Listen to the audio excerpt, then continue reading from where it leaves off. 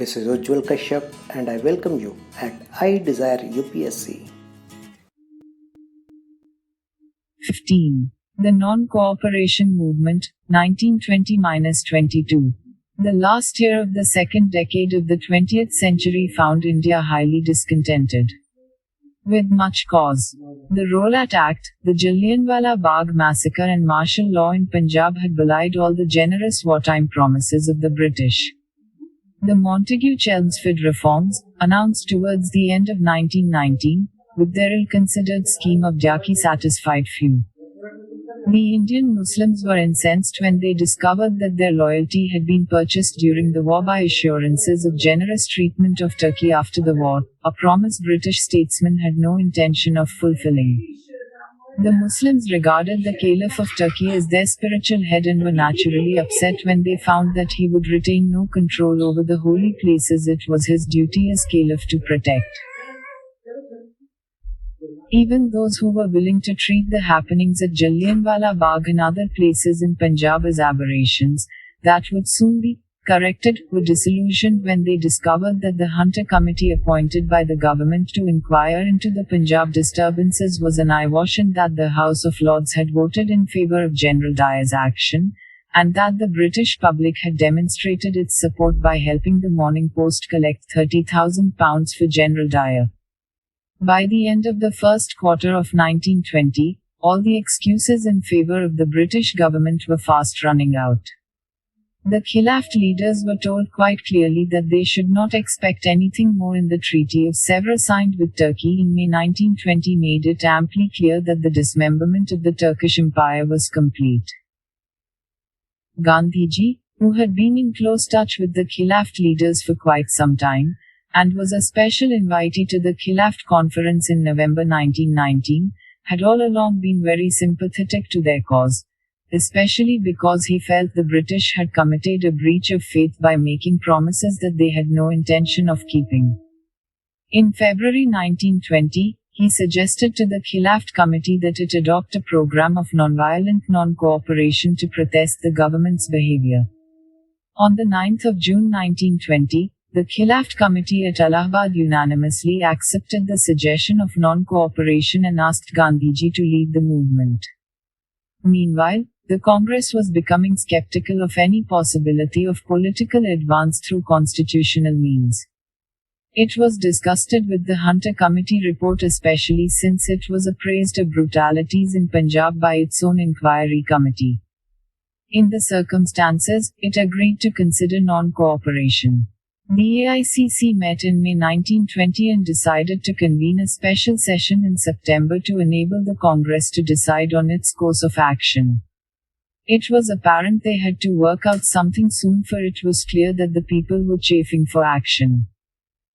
Large numbers of them, who had been awakened to political consciousness by the incessant propaganda efforts that the nationalist leadership had been making for the previous 4 decades or more, were thoroughly outraged by what they perceived as insults by the British government. To swallow these insults appeared dishonourable and cowardly. Also, many sections of Indian society suffered considerable economic distress. In the towns, the workers and artisans, the lower middle class and the middle class had been hit by high prices, and shortage of food and essential commodities. The rural poor and peasants were in addition victims of widespread drought and epidemics.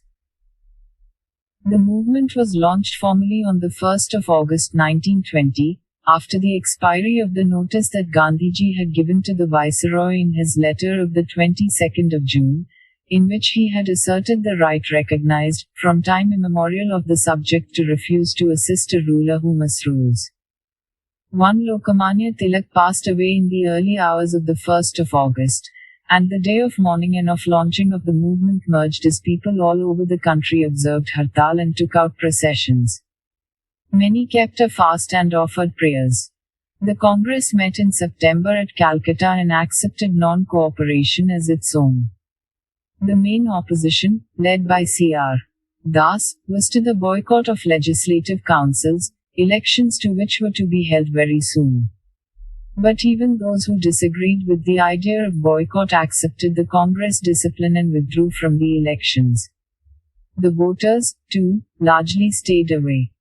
By December, when the Congress met for its annual session at Nagpur, the opposition had melted away, the elections were over and, therefore, the boycott of councils was a non-issue, and it was C.R.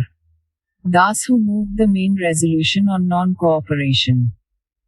The program of non-cooperation included within its ambit the surrender of titles and honors, boycott of government-affiliated schools and colleges, law courts, foreign cloth, and could be extended to include resignation from government service and mass civil disobedience including the non-payment of taxes.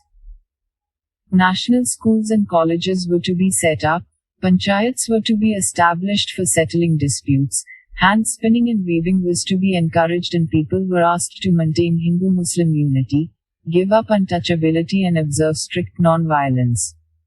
Gandhiji promised that if the program was fully implemented, Swaraj would be ushered in within a year. The Nagpur session, thus, committed the Congress to a program of extra-constitutional mass action. Many groups of revolutionary terrorists, especially in Bengal, also pledged support to the movement. To enable the Congress to fulfill its new commitment, significant changes were introduced in its creed as well as in its organizational structure. The goal of the Congress was changed from the attainment of self-government by constitutional and legal means to the attainment of Swaraj by peaceful and legitimate means. The new constitution of the Congress, the handiwork of Gandhiji, introduced other important changes. The Congress was now to have a working committee of 15 members to look after its day-to-day affairs. This proposal, when first made by Tilak in 1916, had been shot down by the moderate opposition. Gandhiji, too, knew that the Congress could not guide a sustained movement unless it had a compact body that worked round the year. Provincial Congress committees were now to be organized on a linguistic basis, so that they could keep in touch with the people by using the local language. The Congress organization was to reach down to the village and the mohalla level by the formation of village and mohalla or ward committees. The membership fee was reduced to 4 annas per year to enable the poor to become members. Mass involvement would also enable the Congress to have a regular source of income. In other ways, too, the organization structure was both streamlined and democratized. The Congress was to use Hindi as far as possible. The adoption of the non-cooperation movement, initiated earlier by the Khilafat Conference by the Congress, gave it a new energy and, from January 1921, it began to register considerable success all over the country. Gandhiji, along with the Ali brothers, who were the foremost Khilafat leaders, undertook a nationwide tour during which he addressed hundreds of meetings and met a large number of political workers. In the first month itself, thousands of students, 90,000 according to one estimate, left schools and colleges and joined more than 800 national schools and colleges that had sprung up all over the country. The educational boycott was particularly successful in Bengal, where the students in Calcutta triggered off a province-wide strike to force the managements of their institutions to disaffiliate themselves from the government. C.R. Das played a major role in promoting the movement and Subhas Bose became the principal of the National Congress in Calcutta. The Swadeshi spirit was revived with new vigor, this time as part of a nationwide struggle. Punjab, too, responded to the educational boycott and was second only to Bengal, Lala Lajpat Rai playing a leading part here despite his initial reservations about this item of the program. Other areas that were active were Bombay, UP, Bihar, Orissa and Assam. Madras remained lukewarm. The boycott of law courts by lawyers was not as successful as the educational boycott, but it was very dramatic and spectacular. Many leading lawyers of the country, like C.R. Das, Motilal Nehru, M.R. Jayakar, Saifuddin Kichlu, Vallabhbhai Patel, C. Rajagopalachari, T. Prakasham and Asaf Ali gave up lucrative practices, and their sacrifice became a source of inspiration for many. In numbers again Bengal led, followed by Andhra Pradesh, UP, Karnataka and Punjab. But, perhaps, the most successful item of the program was the boycott of foreign cloth. Volunteers would go from house to house collecting clothes made of foreign cloth, and the entire community would collect to light a bonfire of the goods.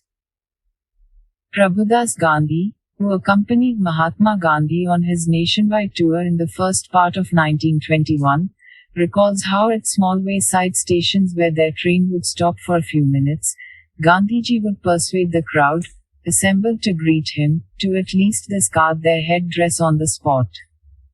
Immediately, a pile of caps, dupattas, and turbans would form, and as the train moved out they would see the flames leaping upwards. Point 2. Picketing of shops selling foreign cloth was also a major form of the boycott. The value of imports of foreign cloth fell from 102 crore rupees in 1920-21 to 57 crore rupees in 1921-22. Another feature of the movement which acquired great popularity in many parts of the country, even though it was not part of the original plan, was the picketing of toddy shops. Government revenues showed considerable decline on this count, and the government was forced to actually carry on propaganda to bring home to the people the healthy effects of a good drink. The government of Bihar and Orissa even compiled and circulated a list of all the great men in history, which included Moses, Alexander, Julius Caesar, Napoleon, Shakespeare, Gladstone, Tennyson and Bismarck, who enjoyed their liquor. The AICC, at its session at Vijayawada in March 1921, directed that for the next 3 months congressmen should concentrate on collection of funds, enrollment of members and distribution of charkhas. As a result, a vigorous membership drive was launched, and though the target of 1 crore members was not achieved, Congress membership reached a figure roughly of 50 lakhs. The Tilak Swaraj Fund was oversubscribed, exceeding the target of rupees 1 crore. Charkhas were popularized on a wide scale, and khadi became the uniform of the national movement. There was a complaint at a students' meeting Gandhiji addressed in Madurai that khadi was too costly. Gandhiji retorted that the answer lay in wearing less clothes and, from that day, discarded his dhoti and kurta in favor of a lingot. 3 For the rest of his life, he remained a half-naked fakir. In July 1921, a new challenge was thrown to the government. Muhammad Ali, at the All India Khilafat Conference held at Karachi on the 8th of July, declared that it was religiously unlawful for the Muslims to continue in the British Army, and asked that this be conveyed to every Muslim in the army. 4 As a result, Muhammad Ali, along with other leaders, was immediately arrested. In protest, the speech was repeated at innumerable meetings all over the country. On the 4th of October, 47 leading congressmen, including Gandhiji, issued a manifesto repeating whatever Muhammad Ali had said, and added that every civilian and member of the armed forces should sever connections with the repressive government. The next day, the Congress Working Committee passed a similar resolution, and on the 16th of October, Congress committees all over the country held meetings at which the same resolution was adopted. The government was forced to ignore the whole incident, and accept the blow to its prestige. The next dramatic event was the visit of the Prince of Wales, which began on the 17th of November 1921. The day the Prince landed in Bombay was observed as a day of hartal all over the country. In Bombay, Gandhiji himself addressed a mammoth meeting in the compound of the Elphinstone Mill owned by the nationalist Umar Shobhani, and lighted a huge bonfire of foreign cloth. Unfortunately, however, clashes occurred between those who had gone to attend the welcome function and the crowd returning from Gandhiji's meeting. Riots followed, in which Parsis, Christians, Anglo-Indians became special targets of attack as identifiable loyalists. There was police firing, and the 3-day turmoil resulted in 59 dead. Peace returned only after Gandhiji had been on fast for 3 days. The whole sequence of events left Gandhiji profoundly disturbed and worried about the likelihood of recurrence of violence once mass civil disobedience was sanctioned. The Prince of Wales was greeted with empty streets and down shutters wherever he went. Emboldened by their successful defiance of the government, non-cooperators became more and more aggressive. The Congress Volunteer Corps emerged as a powerful parallel police, and the sight of its members marching in formation and dressed in uniform was hardly one that warmed the government's heart. The Congress had already granted permission to the PCCs to sanction mass civil disobedience wherever they thought the people were ready, and in some areas, such as Midnapur district in Bengal, which had started a movement against Union Board taxes 5 in Chirala Pirala and Pedanandipadu Taluka in Guntur district of Andhra, no tax movements were already in the offing. 6. The non-cooperation movement had other indirect effects as well. In the Awadh area of UP, where Kisan Sabhas and a Kisan movement had been gathering strength since 1918, non-cooperation propaganda, carried on among others by Jawaharlal Nehru, helped to fan the already existing ferment, and soon it became difficult to distinguish between a non-cooperation meeting and a Kisan meeting. 7 In Malabar in Kerala, non-cooperation and Khilaf propaganda helped to arouse the Muslims' tenants against their landlords, but the movement here, unfortunately, at times took on a communal color. 8. In Assam, laborers on tea plantations went on strike. When the fleeing workers were fired upon, there were strikes on the steamer service, and on the Assam-Bengal Railway as well. J.M. Sengupta, the Bengali nationalist leader, played a leading role in these developments. In Midnapur, a cultivators' strike against a white zamindari company was led by a Calcutta medical student. Defiance of forest laws became popular in Andhra. Peasants and tribals in some of the Rajasthan states began movements for securing better conditions of life. In Punjab, the Akali movement for wresting control of the Gurdwaras from the corrupt Mahants priests was a part of the general movement of non-cooperation, and the Akalis observed strict non-violence in the face of tremendous repression. 9 The examples could be multiplied, but the point is that the spirit of unrest and defiance of authority engendered by the non-cooperation movement contributed to the rise of many local movements in different parts of the country, movements which did not often adhere strictly either to the program of the non-cooperation movement or even to the policy of non-violence. In this situation, it was hardly surprising that the government came to the conclusion that its earlier policy had not met with success and that the time to strike had arrived. In September 1920, at the beginning of the movement, the government had thought it best to leave it alone as repression would only make martyrs of the nationalists and fan the spirit of revolt. In May 1921, it had tried, through the Gandhi reading talks, to persuade Gandhiji to ask the Ali brothers to withdraw from their speeches those passages that contained suggestions of violence. This was an attempt to drive a wedge between the Khilaf leaders and Gandhiji, but it failed. By December, the government felt that things were really going too far and announced a change of policy by declaring the volunteer corps illegal and arresting all those who claimed to be its members. C.R. Das was among the first to be arrested, followed by his wife Basanti Devi, whose arrest so incensed the youth of Bengal that thousands came forward to court arrest. In the next 2 months, over 30,000 people were arrested from all over the country, and soon only Gandhiji out of the top leadership remained out of jail. In mid-December, there was an abortive attempt at negotiations, initiated by Malaviya, but the conditions offered were such that it meant sacrificing the Khilaf leaders, a course that Gandhiji would not accept. In any case, the Home Government had already decided against a settlement and ordered the Viceroy, Lord Reading, to withdraw from the negotiations.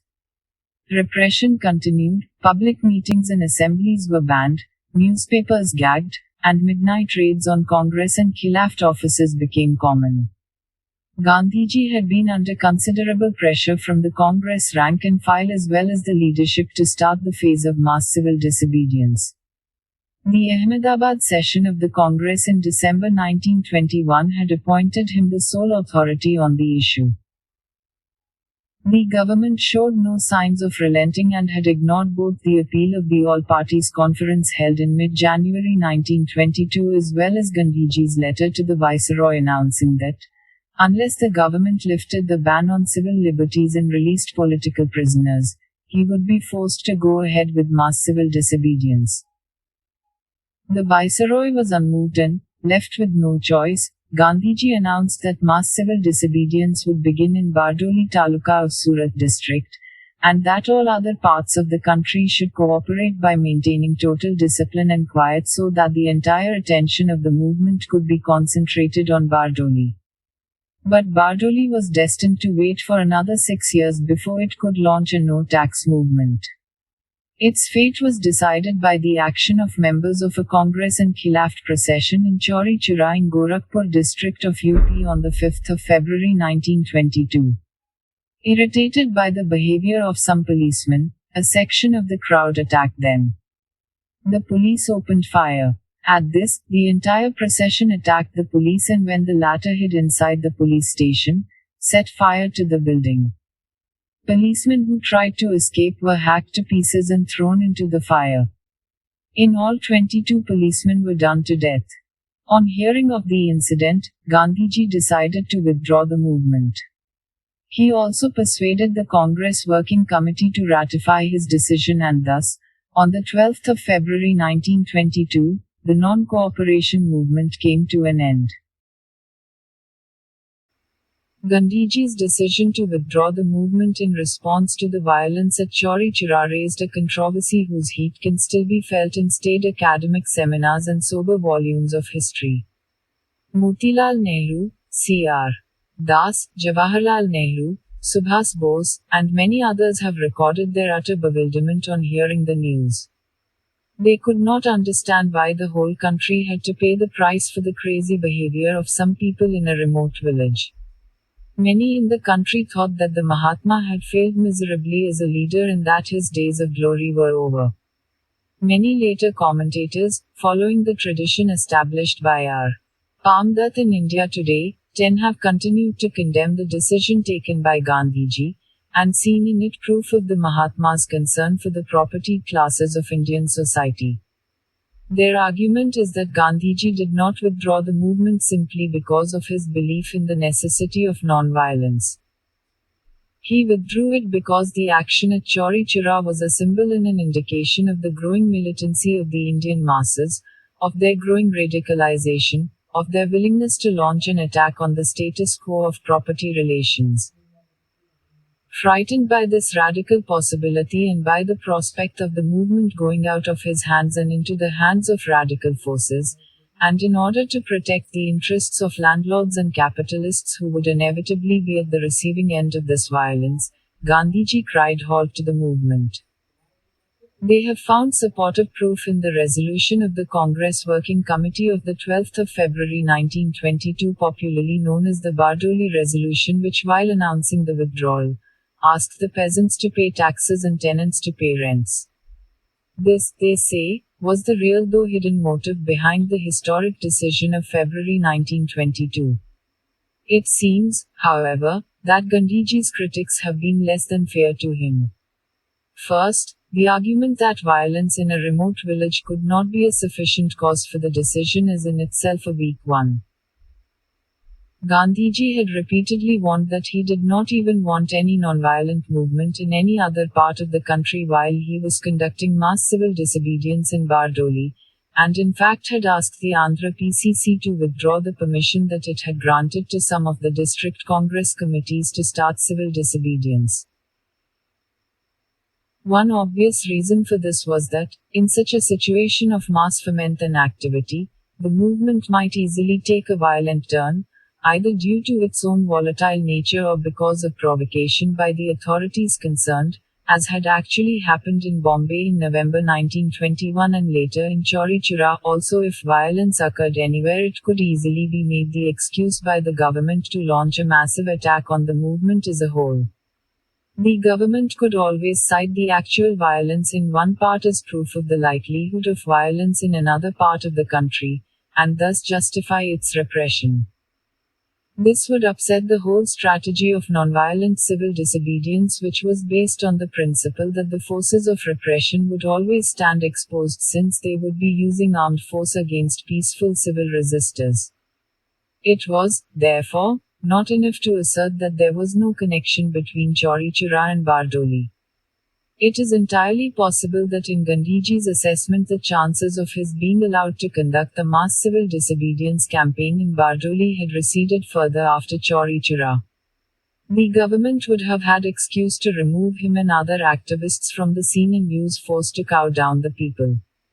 Mass civil disobedience would be defeated even before it was given a fair trail. By taking the onus of withdrawal on himself and on the working committee, Gandhiji was protecting the movement from likely repression, and the people from demoralization. True, the withdrawal itself led to considerable demoralization, especially of the active political workers, but it is likely that the repression and crushing of the movement, as happened in 1932, would have led to even greater demoralization. Perhaps, in the long run, it was better to have felt that, if only Gandhiji had not withdrawn the movement, it would have surged forward, than to see it crushed and come to the conclusion that it was not possible for a mass movement to succeed in the face of government repression.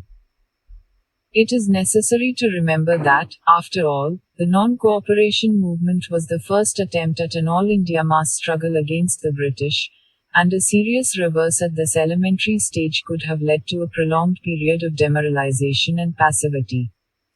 The other argument that the real motive for withdrawal was the fear of the growth of radical forces and that Chauri Chaura was proof of the emergence of precisely such a radical sentiment is on even thinner ground.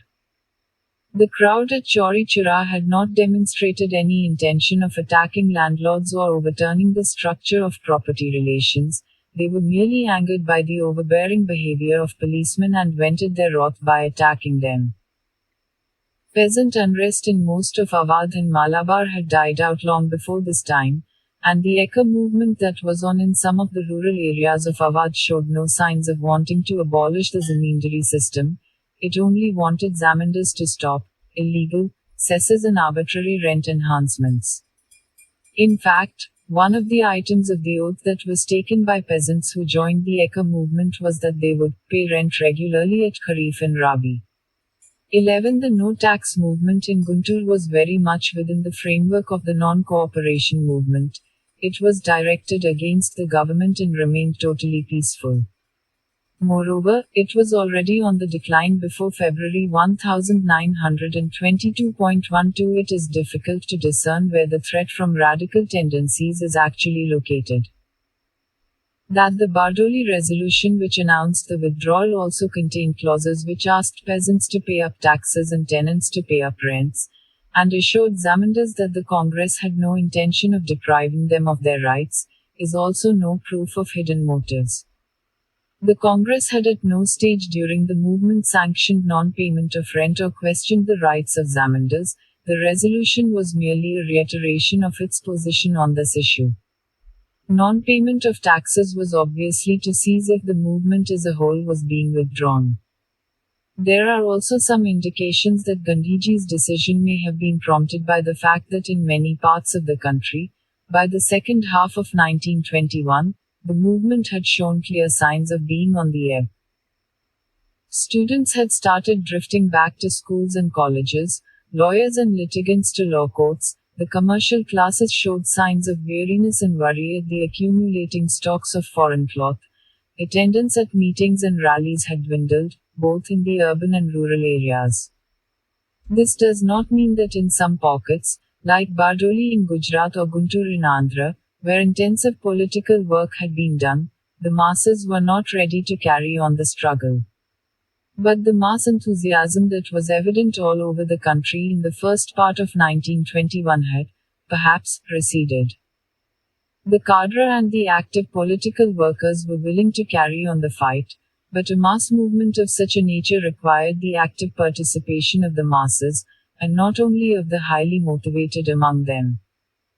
However, at the present stage of research, it is not possible to argue this position with great force, We only wish to urge the possibility that this too was among the factors that led to the decision to withdraw. Gandhiji's critics often fail to recognize that mass movements have an inherent tendency to ebb after reaching a certain height, that the capacity of the masses to withstand repression, endure suffering and make sacrifices is not unlimited, that a time comes when breathing space is required to consolidate, recuperate, and gather strength for the next round of struggle, and that, therefore, withdrawal or a shift to a phase of non-confrontation is an inherent part of a strategy of political action that is based on the masses. Withdrawal is not tantamount to betrayal, it is an inevitable part of the strategy itself. Of course, whether or not the withdrawal was made at the correct time can always be a matter open to debate. But perhaps Gandhiji had enough reasons to believe that the moment he chose was the right one. The movement had already gone on for over a year, the government was in no mood for negotiations, and Chauri Chira presented an opportunity to retreat with honor, before the internal weaknesses of the movement became apparent enough to force a surrender or make the retreat look like a rout. Gandhiji had promised Swaraj within a year if his program was adopted. But the year was long over, the movement was withdrawn, and there was no sign of Swaraj or even of any tangible concessions. Had it all been in vain? Was the movement a failure? One could hardly answer in the affirmative. The non-cooperation movement had in fact succeeded on many counts. It certainly demonstrated that it commanded the support and sympathy of vast sections of the Indian people. After non-cooperation, the charge of representing a microscopic minority, made by the Viceroy, Dufferin, in 1888, 13 could never again be hurled at the Indian National Congress. Its reach among many sections of Indian peasants, workers, artisans, shopkeepers, traders, professionals, white-collar employees, had been demonstrated. The spatial spread of the movement was also nationwide. Some areas were more active than others, but there were few that showed no signs of activity at all. The capacity of the poor dumb millions of India to take part in modern nationalist politics was also demonstrated. By their courage, sacrifice, and fortitude in the face of adversity and repression, they dispelled the notion that the desire for national freedom was the preserve of the educated and the rich and showed that it was an elemental urge common to all members of a subject nation. They may not as yet have fully comprehended all its implications, understood all the arguments put forth in its favor or observed all the discipline that the movement demanded for its successful conduct. This was, after all, for many of them, first contact with the modern world of nationalist politics and the modern ideology of nationalism. This was the first time that nationalists from the towns, students from schools and colleges or even the educated and politically aware in the villages had made a serious attempt to bring the ideology and the movement into their midst. Its success was bound to be limited, the weaknesses many. There were vast sections of the masses that even then remained outside the ambit of the new awakening. But this was only the beginning and more serious and consistent efforts were yet in the offing. But the change was striking. The tremendous participation of Muslims in the movement, and the maintenance of communal unity, despite the Malabar developments, was in itself no mean achievement. There is hardly any doubt that it was Muslim participation that gave the movement its truly mass character in many areas. At some places 2/3 of those arrested were Muslims. And it was, indeed, unfortunate that this most positive feature of the movement was not to be repeated in later years once communalism began to take its toll. The fraternization that was witnessed between Hindus and Muslims, with Gandhiji and other Congress leaders speaking from mosques, Gandhiji being allowed to address meetings of Muslim women in which he was the only male who was not blindfolded, all these began to look like romantic dreams in later years. The retreat that was ordered on the 12th of February 1922 was only a temporary one. The battle was over, but the war would continue. To the challenge thrown by Montagu and Birkenhead that India would not challenge with success the most determined people in the world, who would once again answer the challenge with all the vigor and determination at its command. 14 Gandhiji, in an article written in Young India on the 23rd of February 1922 after the withdrawal of the movement, replied, "It is high time that the British people were made to realize that the fight that was commenced in 1920 is a fight to the finish, whether it lasts 1 month or 1 year or many months or many years, and whether the representatives of Britain reenact all the indescribable orgies of the mutiny days with redoubled force or whether they do not."